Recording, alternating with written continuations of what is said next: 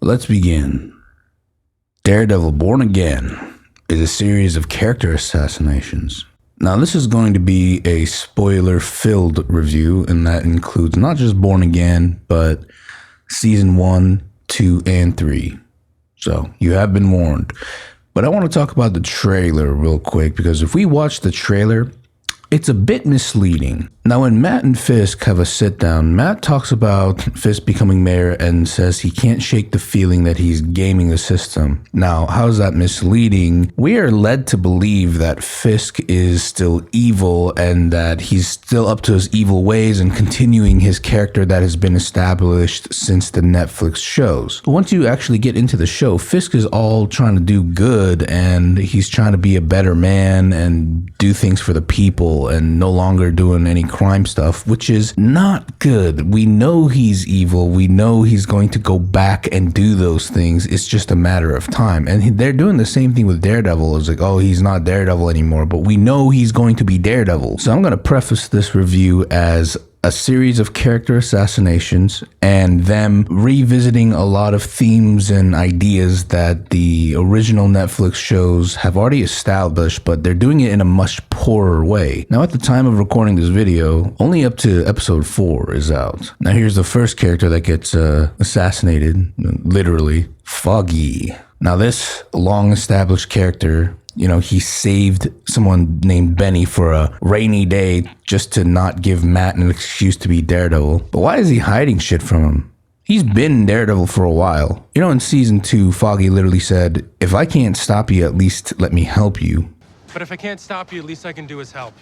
So we're saying Benny is the reason why Bullseye found him and somehow tricked Matt into doing Spider-Man CGI jumps across New York's rooftops? And we get to Bullseye, and did we forget? At the end of season 3, Bullseye's beef was with Fisk and not Daredevil. Fisk killed his quote-unquote girlfriend. The final fight was about Bullseye trying to kill Fisk, Daredevil trying to stop Fisk and stop Bullseye from killing Fisk, and Fisk protecting Vanessa from Bullseye while fighting Daredevil. But for some reason, we forget all of this and Bullseye just goes after Foggy. Oh, here's something convenient. Bullseye could have totally killed Karen, but he doesn't. Instead, he chooses to walk up, aim, and then try to shoot her, but he wanted to say hello first, I guess. Now, we need to visit the theme of Daredevil, the actual symbol that is Daredevil, the ideas that we explore. One of those is crossing the line. Matt Murdock, will he kill in order to achieve justice? Now, this idea has been thoroughly explored through seasons 1, 2, and 3, almost to the point where you're sort of beating a dead horse. Now, crossing this line comes with huge problems. This theme of Daredevil, the line between justice and vengeance, it's rooted in a Catholic principle that it's God's call and not his when it comes to taking a life, and that every individual, no matter how much evil they've done, can be redeemed. So once you have Matt Murdock cross this line, the writers will have an extremely difficult task. Because once you cross this line, he either becomes the Punisher, just gives up, or you gotta somehow start his path to redemption. And all three of those things can be done if he wasn't Daredevil, but the symbol of Daredevil has already been established, not just the themes, but the actual symbol of who Daredevil is. It's kind of like getting Batman to kill, and then it's like, well, he starts killing. Where's the story now? When I, make a movie like Dark Knight, where's the story now? The Joker won. There's no story. So now that we've established just how risky it is for Matt to cross this line, let's see how the Disney Plus writers handle this idea. So they made him cross this line, and it's extremely clear that the writers didn't know what to do with Matt after he crosses that line, because from here on out, we don't know what he is. I don't even think the writers know what he is, because is he jaded? Is he angry, guilty, self-hatred, or he's apathetic? It's all over the place, and he shows these fits of emotions all throughout the show. It's a very under-delivered performance. It feels like merely a shade of who Matt Murdock was. Really, you never think for 1 second, shit, I just killed a human being. It's being pretty generous. A human being who did a lot of stupid shit, maybe even evil, but had one small piece of goodness in him. Maybe just a scrap, Frank, but something. And then you come along and that one tiny flicker of light gets snuffed out forever. You take care of yourself, man. I'm gonna let you kill that kid. Oh, he's already dead.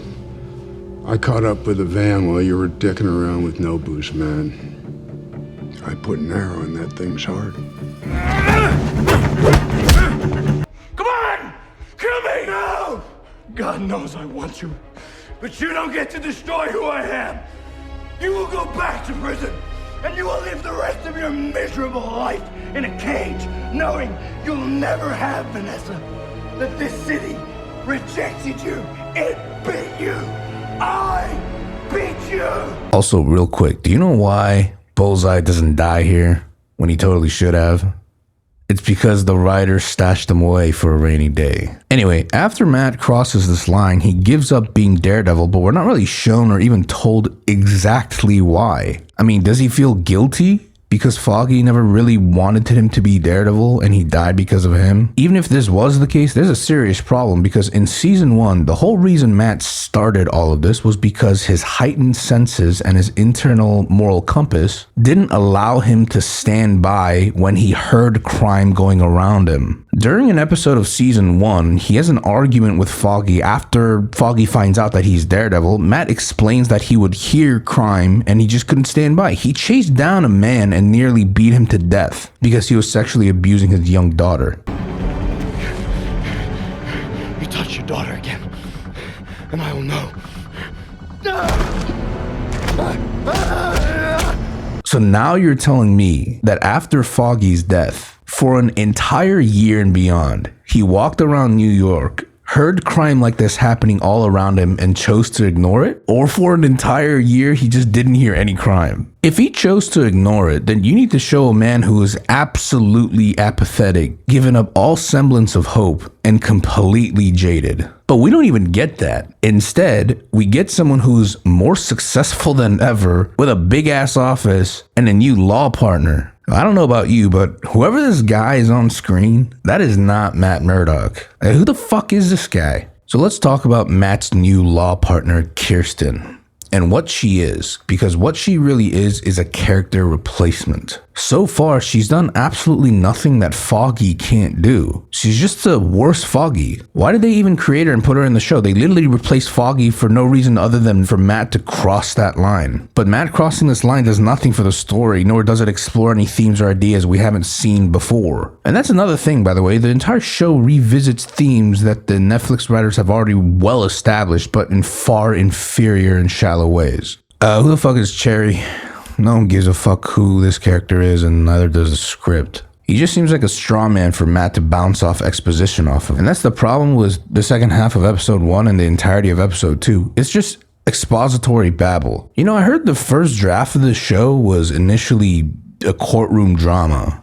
Like, wow, what a great fucking idea. Turn Daredevil into a courtroom drama. It's genius. So not only is Foggy replaced by a worse character, but Karen is replaced by a worse character too. But not only is she replaced, but her character is literally assassinated. You know, after all that Karen has been through, Matt Murdock and Foggy Nelson, two good Samaritans who saved their fucking life since the first episode of the first season. Matt Murdock, her boyfriend with a good heart, his best friend, and presumably her best friend too, by the way, dies and she just fucks off.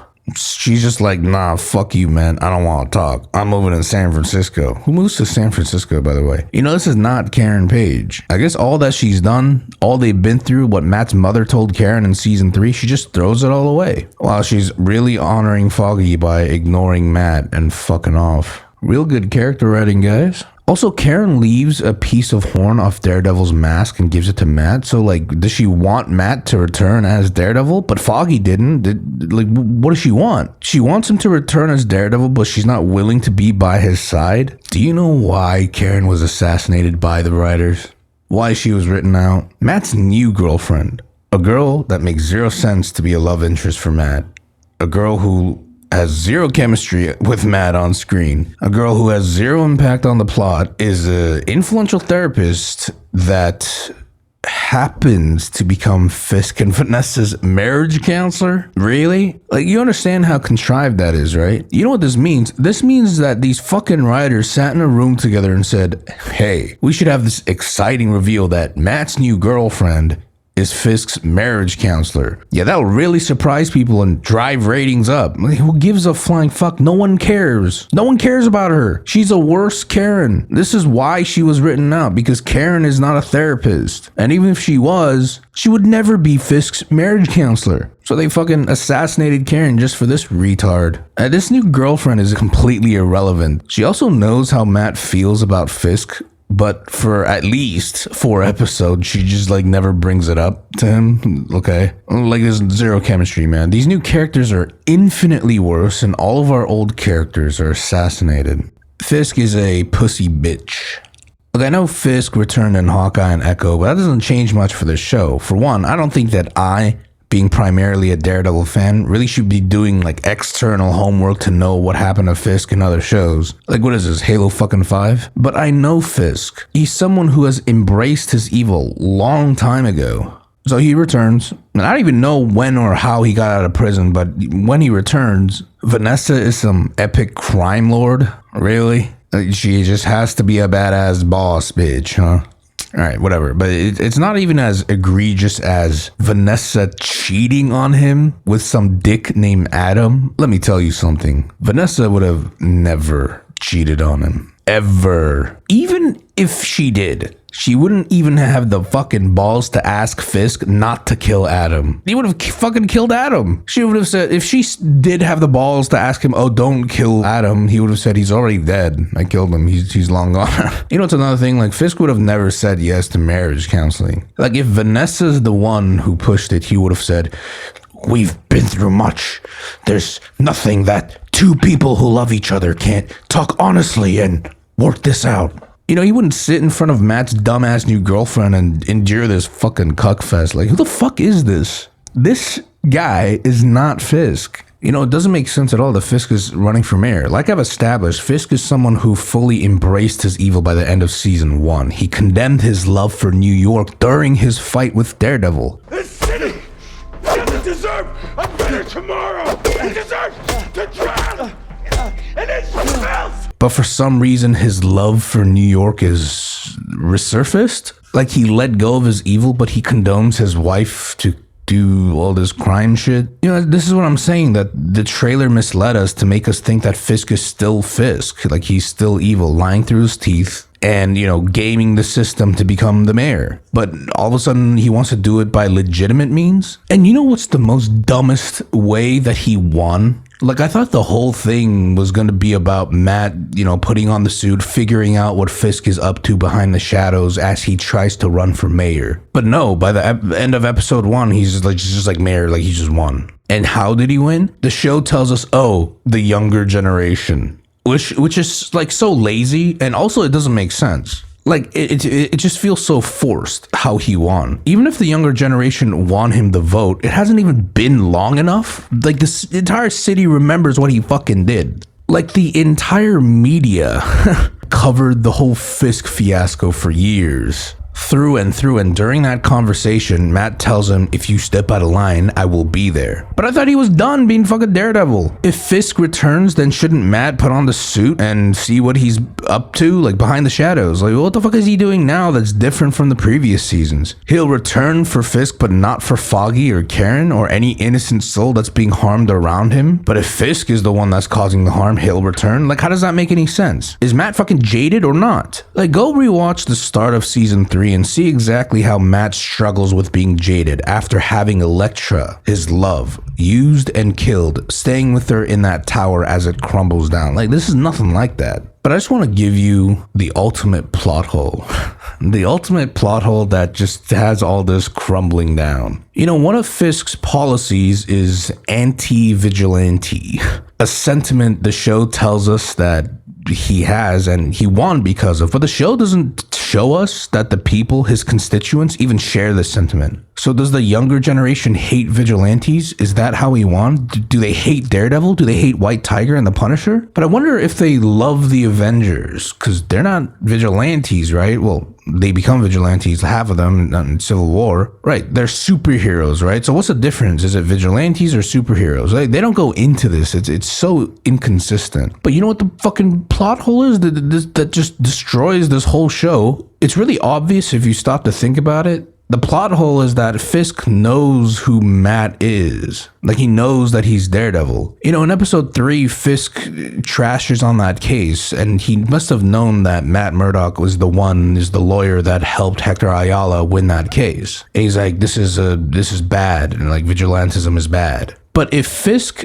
outs Matt, not only does he first take out the lawyer that helped put Fisk behind bars, 2, helps take out the lawyer that is openly defending cases for vigilantes. 3, takes out the lawyer that outed Hector Ayala in court as the White Tiger. We'll talk about that, by the way. Finally, he takes out Daredevil, which is Hell's Kitchen's greatest and most infamous vigilante. The devil of Hell's Kitchen, Daredevil, like when he champions, oh, I'm anti-vigilante, people are gonna be like, yeah, you're anti-vigilante because Daredevil kicked your ass in season 1. Like, does his constituents not remember that? Do people not remember that? By doing so, Fisk literally knocks them both out. And he's already with Vanessa anyway. And he's already dodged so much crime. He's been in and out of prison so many times. Like, he can't do the same for Vanessa. Like, so the whole deal that Matt has with Fisk at the end of season 3, it's just gone. And Born Again, it's just gone. So what's stopping Fisk from revealing that secret? What, nostalgic sentiment? That's fucking retarded. These are relentless men with relentless goals. And they are not gonna let anything get in the way, let alone for some fucking sentimental, nostalgic reason. You know, it's funny that the original actors, Charlie Cox, Vincent D'Onofrio, and John Bernthal, like, they didn't like the script of Born Again. Anyway, let's revisit the end of episode 1 because Fisk wins because, younger generation, so he's mayor. Again, it's forced, it's lazy. Now, all the way up to episode 4, I'll go over the episodes, but think about what's happened with the entire story so far. Think about Fisk. Are we getting another Matt versus Fisk showdown for the 3rd fucking time? But what's different this time? It just seems like the themes and the ideas and the symbols and the characters are revisited, but in a much inferior, worse fashion. Alright, we move on to episode 2 because this whole episode is full of hollow exposition. Nothing exciting happens. If Fisk is to be mayor, and we've already come to this point, he should be struggling with red tape, but we don't even see how he really deals with it, not even up until episode 4. Only that he's back to doing evil shit again with Adam, but we knew that was gonna happen, but how does he get across this red tape? We know he's gonna do it by criminal means, just fucking do it already. We're introduced to Ben Urich's niece, but she appears like once or twice and nothing really happens, no one cares. She's not developed. It's a waste. She could have been interesting, but I guess not. Do we remember Mr. Ben Urich, the experienced journalist who Fisk fucking strangled to death? A major character in season 1? You know, there's a lot of these, like, pointless scenes throughout the whole fucking show. Like, episode 4, especially with the guy who stole some fucking cereal or something. They're just utterly irrelevant and pointless. Like, if you watch 70% of the show and just really ask yourself, does this scene do anything? And the answer is mostly like, no. It doesn't do anything. Or if it does do something, it's just really slow to get to a point, and it's like the point is not even a big deal. And anytime Matt's girlfriend is on screen is just pointless. Whatever. And anytime Fisk is on screen, nothing really happens. Like, if you go summarize just what happened, you know, that's all I'm saying. You could probably get it done in like 2 or 3 sentences, and yet we've had 4 1-hour long episodes, you know what I mean? Anyway, Matt listens in on some corrupt cops speeding up Hector Ayala. It's funny how for a year he didn't hear any crimes going on that would have given the excuse to continue being Daredevil, but he hears this one to continue being a lawyer. You know, the whole point of this case is that apparently there's supposed to be some sort of personal reason that Matt takes this case on. It's kind of inferred through his emotional outburst. Otherwise, he wouldn't have really taken on the case. But the show never really gives us that reason. It's not explicit with that reason, nor does it even give us a viable room for interpretation. Like, it doesn't give us any clues about why he takes on this case at all. You know, it's as if the showrunners themselves don't know the fucking reason. If we were to ask them what the reason was because they failed to portray it on their show, like if you were to ask them, they'd avoid eye contact, scoff, and just be like, what, you don't know? The only thing somewhat worthy covering is like around the end where Matt tracks some corrupt cops. He finds the guy who Hector Ayala saved, Nicky Torres. He's the prime witness. So Matt does this without the suit, which I really feel like he should be doing in the suit. Like, he would be doing this in the suit. This is the kind of work that Daredevil does, not fucking Matt Murdock. But I guess identity doesn't really fucking matter. Here's the more retarded shit. Powell, the cop that wants Nikki Torres dead and the one that has a Punisher tattoo on his wrist. What's really fucking stupid is that anyone, let alone a policeman, has an obvious symbol of a literal terrorist vigilante. Okay? So Matt Murdock kicks ass, not as Daredevil, because it's not convenient for the plot to let him do so. Do you know what the legal ramifications are to get physical with the police? Like, if the cops get away alive, Matt should be done for. Matt is literally going to prison for this. This is why he's supposed to do this in a mask, in a suit. Like, what the fuck are the writers thinking, man? And you're telling me that after this, the cops do nothing? They just don't do anything? Let me just say that there's just so much and then, and not enough but /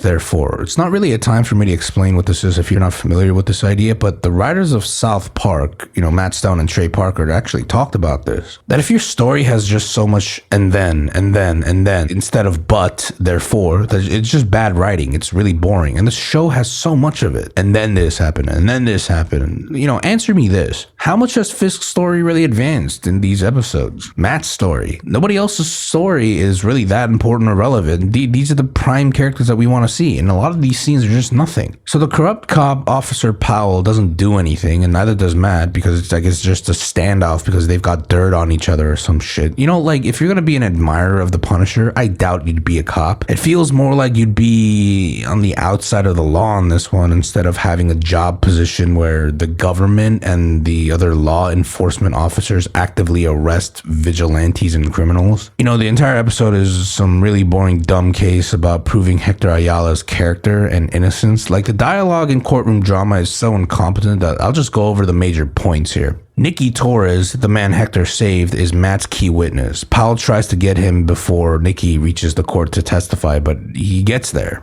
because Powell failed, but the writers throw a boring curveball and Nikki just fudges the story, and then Matt gets all emotional in court for this case, and we don't know what exactly. Like I said, does he want Hector to win this case because he wants vigilantism to be a thing? But he's not Daredevil anymore, so why the fuck does he care? Does he want someone else to take up the mantle but not him? Does he just believe in vigilantism like he used to, but just the guilt is creeping in? Like, none of this is super clear, so when Matt has an emotional outburst, it comes off as contrived and immature.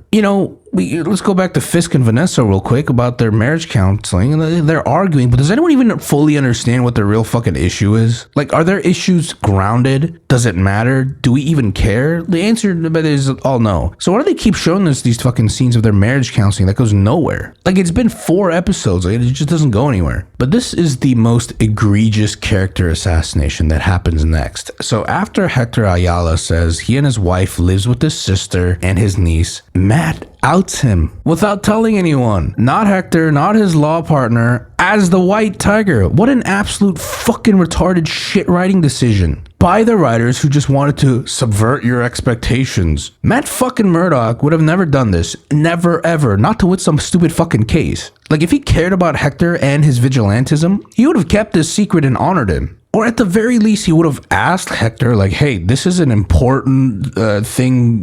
If you want to win this case, we gotta bring you out as White Tiger. Like, if he really had to do that, he would have asked Hector first. Matt put his wife, sister, and niece in grave danger by doing this. This is fucking hypocritical. It's absolutely ridiculous. Matt should have taken the L here on this case. What if Hector outed him as fucking Daredevil? Would he have been like, thanks, that was great what you did? Like, fuck out of here, man. And Hector dies. Some vigilante hater comes by and shoots Hector in the head. Really easily, by the way, a little too easily. But the thing is, this was an obvious consequence. I feel like every character should have known this, especially Matt Murdock. Like, he should have fucking known that this was going to happen before outing him as White Tiger. Like, it doesn't make any sense that Matt did this, and it was just completely out of character. So Hector wins, and everyone's like, okay, cool, thanks for outing Hector. Hey, it worked out after all. Haha, you're totally not going to die after all the vigilantism work that you did. We're good. And then he dies, and we're led to believe that's the Punisher. Yeah, you're not fooling us. Like, we knew the second he came out he wasn't the Punisher. Do you know how we knew? The tattoos gave it away, but we also know the Punisher. Because why would the Punisher shoot the White Tiger? Why would he shoot a vigilante? Like, that's not Frank Castle. He doesn't hunt vigilantes. He hunts murderers. So you give us the tattoos and someone who's obviously not the Punisher wearing the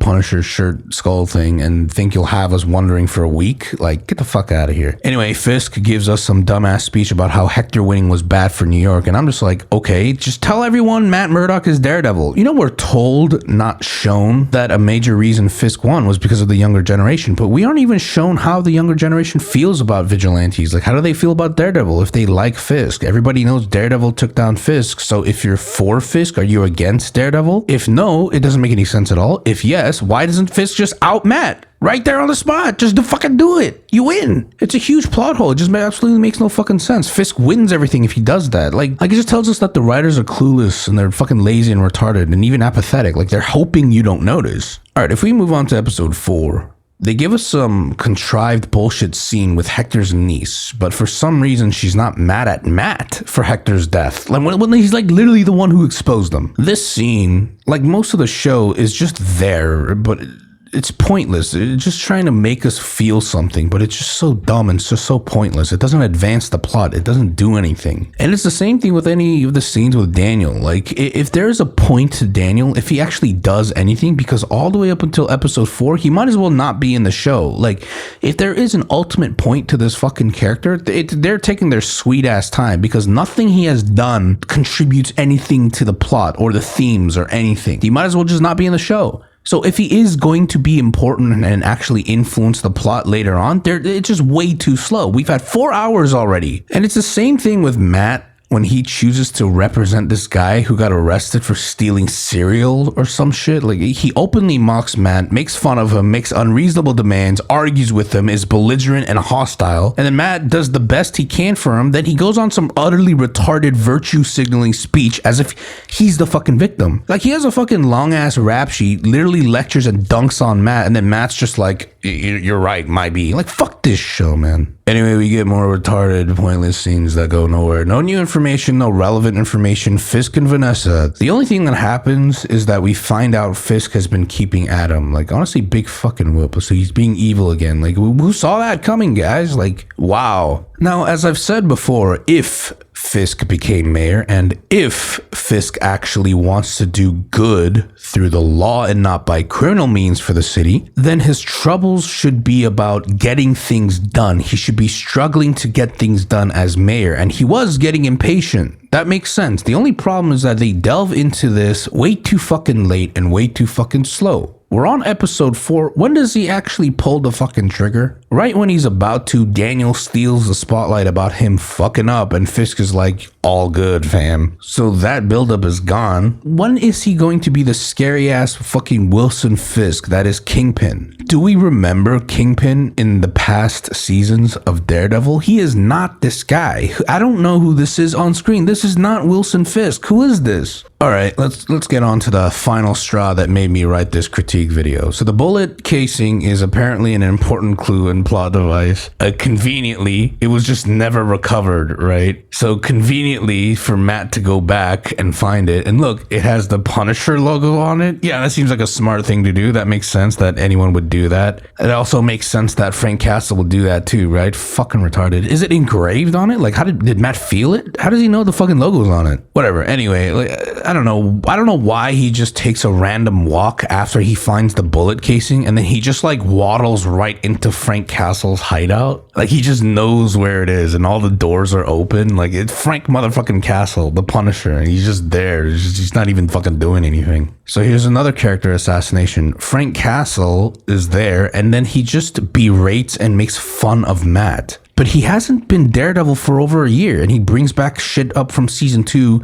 Oh, you don't kill people. It doesn't work. Your superhero is bullshit. But again, this has been done already. Like, why are the writers revisiting this? The last time these guys talked, Frank Castle literally said, your way doesn't work. Matt responded, you're right, it's not working, so maybe just this once. But Frank Castle responds, say, no, you don't get to do that. Once you cross over to my side, there's no going back. Your way's bullshit, Red. It doesn't work. I need him gone. It's gotta be permanent. It's gotta be finished. I understand. You're right. My way isn't working. So maybe just this once. Maybe. Yeah. Your way is what it's gonna take. That just isn't what. That's not how it works. You cross over to my side of the line. You don't get to come back from that. Like, it's more believable, I think, after all that they've been through. Frank Castle should not want Matt Murdock to cross that line. Like, they left each other with great respect for what they do, but this entire contrived, overdramatic yelling on screen is here to just deceive you. Like, it's just for the writers to force some emotion on the screen to fool you. It's all about Frank literally disrespecting Matt and baiting him to become more like him. Like, that's not what Frank Castle would have done. He knows that his path is wrong. He knows that his path is dangerous, self-loathing, and a path to hell, a path he should not want anyone else to go down, especially Daredevil. It's a path he knows that only he should take. You know, this scene perfectly encapsulates just how out of touch the writers are, not just with the fan base, but with the content. Like, Frank berates and provokes Matt to all hell, and then tells him, "You hear, Foggy? Well, I hear my son." Instead, he should have reminded Matt what Foggy wanted. Remember, Foggy was on the case with Matt regarding Frank Castle versus the people of New York. Frank Castle is someone that embraces that darkness, and he should keep Matt from embracing it. He should want Matt to stay away. Like, think about it. You think Frank Castle will be smiling at the end when he sees Daredevil start killing all these fucking criminals the same way that he does? Then Daredevil would just be a copycat. Like, Daredevil wouldn't be Daredevil. His whole symbol would shatter. Like, Frank deep down knows Matt is actually better than him because he was someone who, after so much pain and death, is able to hold steadfast to his principles and refuse to kill, something Frank Castle, the Punisher, was not able to do. So Frank Castle assassinated.